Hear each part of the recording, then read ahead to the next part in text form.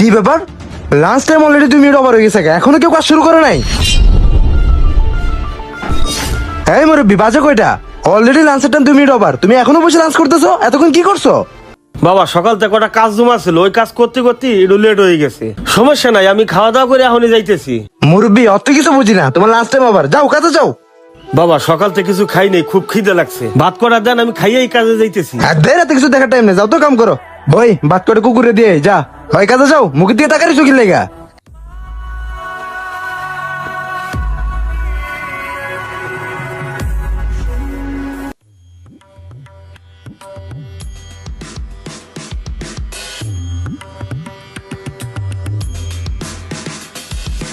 যাই স্যারের কাছে যাই, ছুটি নিয়ে আসি।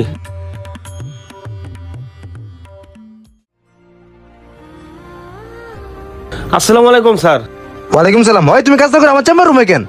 স্যার আমার বউটা প্রেগনেন্ট, মেডিকেলে ভর্তি, বাচ্চা হবে। আমার যদি 2 ঘন্টা ছুটি দিতেন। এই মুরব্বি, তুমি কি ফাইজলামি পাইছো? তুমি সকালে আইছো তোমার ইচ্ছায়, আর যাইতে হইবো আমার ইচ্ছায়। এখন 5টা পর্যন্ত ডিউটি করে তারপর তোমার যাইতে হইব। এখন তোমার বউ কি বাঁচলো নাকি মরলো, অত কিছু দেখার টাইম আমার নাই। যাও কাজ করো। স্যার আমার বউটা খুবই অসুস্থ, আমি যাবো আর আসবো। এই চাচা, তুমি কি বাংলা ভাষা বুঝো না? তোমার যাইতেও কইছি না, যাও। ঠিক আছে স্যার।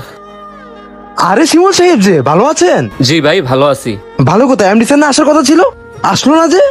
শোনেন রাজ সাহেব, স্যারের এই ফ্যাক্টরি বাদেও আরো 8টা ফ্যাক্টরি আছে, আর এই শাখাটাই হচ্ছে সব থেকে ছোট শাখা। স্যার ওগুলো নিয়ে ব্যস্ত আছে, এই জন্য আসতে পারে নাই। তারপরেও আমি জয়েন দিতে 6 মাস হয়ে গেছে, এখন এমডি স্যারের সাথে দেখা হয় নাই। কেমন জানি বিষয়টা দেখা যায় না। আসবে স্যার, আসবে অতি শীঘ্রই স্যারের সাথে আপনার দেখা হয়ে যাবে। আচ্ছা ঠিক আছে। আর বাই দ্য ওয়ে, উনি কি? উনি হচ্ছে আমার পরিচিত। উনি সোয়েটারের কাজ ভালো বোঝে তো, উনি একজন সুপারভাইজার। আপনার না সুপারভাইজার লাগবে, সেজন্য নিয়ে আসলাম, দেখেন হয় কিনা। আচ্ছা আচ্ছা ঠিক আছে, আমি দেখতেছি, আপনি যান। ঠিক আছে ভাই। এই আপনার নাম কি? স্যার আমার নাম হচ্ছে মুন্না। ও আচ্ছা, আগে কোথায় চাকরি করছেন? স্যার জরুন গ্রুপে ছিলাম, সুপারভাইজারের 10 বছর অভিজ্ঞতা আছে স্যার। 10 বছর? না ঠিক আছে, চলবে। এখানে চাকরি করতে হলে একটা শর্ত আছে। কি শর্ত স্যার? শর্তটা হচ্ছে আপনার বেতন হচ্ছে 18,000, মাস শেষে আপনি 15,000 পাবেন, আর বাকি 3,000 আমি পাবো। স্যার বিষয়টা কেমন না? স্যার আমি সারা মাস কষ্ট করে 18,000 টাকা স্যালারি পাবো, সেখান থেকে আপনি 3,000 টাকা নেবেন। শুনেন, আমি এত কথা পছন্দ করি না, যদি আপনার পোষায় করবেন, না হলে আপনি আসতে পারেন। স্যার চাকরিটা আমার খুবই দরকার। ঠিক আছে স্যার। ওকে, আমি দেখছি। এই রোমান, এদিকে আসো তো। জি স্যার, বলেন। ওনাকে বি সেকশনের সুপারভাইজারের কাজটা বুঝিয়ে দাও। Okay sir. এই শুনেন, বিষয়টা যাতে কেউ বুঝতে না পারে, যান। Okay sir. ভাই আমার সাথে আসেন। জি ভাই চলেন। এই লাইনে এই ঘন্টা কত পিস প্রোডাকশন দিতেছস? কেন স্যার 50 পিস টার্গেট দিয়েছেন? 50 পিসই স্যার। এই বেটা, ঘন্টা প্রোডাকশন দিবি 55 পিস, যদি না দিতে পারো ছুটির পরে কাজ করে দিয়ে তারপর বাসা যাবি। স্যার বড় ছিল 50 পিস তো তাই। হ্যাঁ বেটা, বেশি কথা কস, বুড়ে যাইলে কে থাকুক, আমি যেটা বুঝি ওইটাই। এখন কাজ কর। ঠিক আছে স্যার। ওই ও, চল। আর স্যার ওয়ার্কার বলা বলি করতেছিল 5টার পর নাকি 10 মিনিট টিফিন টাইম দেন না স্যার। যদি টিফিন টাইম দিতেন তারা টিফিন খাইতো। ওয়ার্কারের কোনো টিফিন টাইম নেই, যারটা সময় মতো খাইয়ে নিবো। স্যার এমডি স্যার নাকি 10 মিনিট করে টাইম দিছে, কিন্তু আপনি দিচ্ছেন না।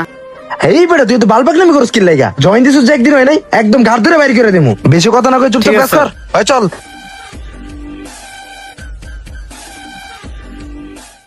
এই চাচা এদিকে শুনে যান। কি হয়েছে চাচা, মন খারাপ কেন? কি বলবো, আপনি নতুন মানুষ, ম্যানেজারটা খুব খারাপ লোক। 10 তারিখে সব ফ্যাক্টরিতে বেতন দেয়, হে দেয় 15 তারিখ 17 তারিখে। এই একটা হারামি। আর আমাকে এমপি সব খুব ভালো মানুষ, হ্যাঁ বেতন 10 তারিখে দিয়ে দেয়, কিন্তু হ্যাঁ ঘুরায়। কোন ওয়ার্কার খাইতে গেলি হ্যাঁ খালি ক্যাট করে, ছুটি চাইলি তো ছুটি দেয়ই না। ও খাবার কথা কি জানি কইলেন, খাবার জন্য ক্যাটক্যাট করে কে? আপনি তো নতুন সুপারভাইজার, কি কব আপনারে। এই ফ্যাক্টরি ওয়ার্কার নিয়োগে আছে 602 জন, কিন্তু বাস্তবে কাজ করে 572 জন। 572 জন দেয় সেম প্রোডাকশন উঠায়, আর বাকি 30 জনের বুহা কাট করে সেই বেতনের টাকাটা সে মাইরে দেয়। বুঝতে পারছি, আপনি যান। আচ্ছা ঠিক আছে।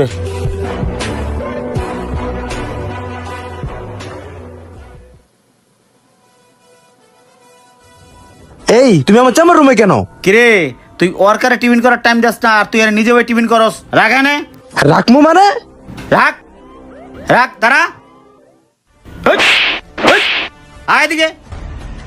হাউ ডেয়ার ইউ, তুমি আমার গায়ে হাত দিয়েছো? তোমার চাকরি আজকে নোট করে দিব।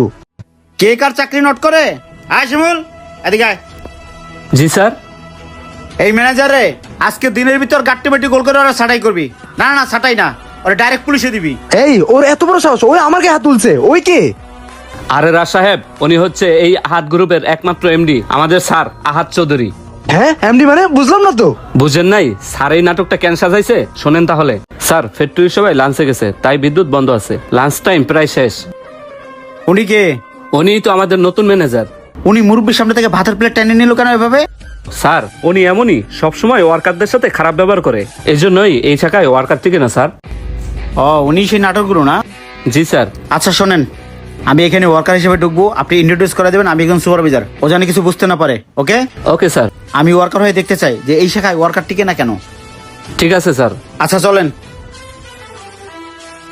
সবকিছুই তো শুনলেন। স্যার স্যার প্লিজ আমার মাফ করে দেন স্যার, জীবনে আর এমন ভুল হইব না। শোন, আমার টোটাল 8টা ফ্যাক্টরি, 8টা ফ্যাক্টরির মধ্যে এটা একটু লো, এটার ভিতরে ওয়ার্কার কেন টিকে না সেটা তখন আমি জানলাম। আর তোর মতো ম্যানেজার যেই কোম্পানিতে আছে ওই কোম্পানি কোনোদিন উন্নতি করতে পারবো না। এই ফ্যাক্টরিতে 602 জন ওয়ার্কার নিয়োগ দেওয়া, আর তুই 572 জন নিয়ে কাজ করস। তুই কত বড় হারামি, 572 জন ওয়ার্কার কাজ করে বাকি 30 জনের স্যালারি তুই মাইরা দেস। আর তুই কত বড় জালিম রে, মানুষ খাওয়ার সময় তার ভাতের প্লেট টেনে না, খাওয়ার সময় তো পুলিশও আসামি ধরে না। তুই প্রত্যেকটা ওয়ার্কারের সাথে খারাপ ব্যবহার করস। শোন, গার্মেন্টসে প্রোডাকশনের দরকার আছে, কিন্তু সেটা ওয়ার্কারে কষ্ট দিয়ে না। ওয়ার্কার ছুটি চাইলে ছুটি দিতে হবে, খাওয়ার সময় খাওয়ার টাইম দিতে হবে। তোর সামনে দিয়ে আমি খাবার নিচ্ছি তোকে বোঝানোর জন্য যে ওয়ার্কারের সামনে তুই খাবার টাইম নিস তখন কেমন লাগে। আই আরে নিয়ে দা। স্যার স্যার প্লিজ মাফ করে দেন না। এই আয় আয় ভাইরা। আয় চাচা এদিকে আসেন। জি স্যার।